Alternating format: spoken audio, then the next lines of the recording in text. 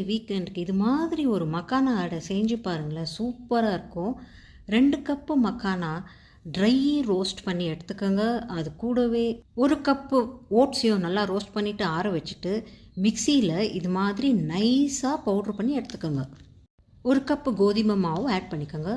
தேவையான அளவு உப்பு, 1/2 teaspoon chilli flakes, 1/2 teaspoon pepper powder, 1/2 teaspoon சோம்பு, 1/2 டீஸ்பூன் ஓமம், 1 டீஸ்பூன் பிளாக் எள்ளு போட்டுட்டு நல்லா மிக்ஸ் பண்ணிவிடுங்க.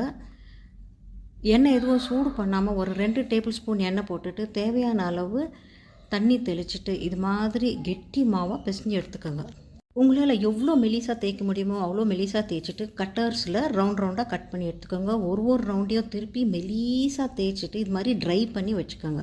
எண்ணெயில் நல்லா பொரிச்சு எடுத்துட்டு கிச்சன் டவலில் ஆயிலெல்லாம் ட்ரெயின் பண்ணிவிட்டு ஆற வச்சுட்டு ஸ்டோர் பண்ணி வச்சுக்கோங்க.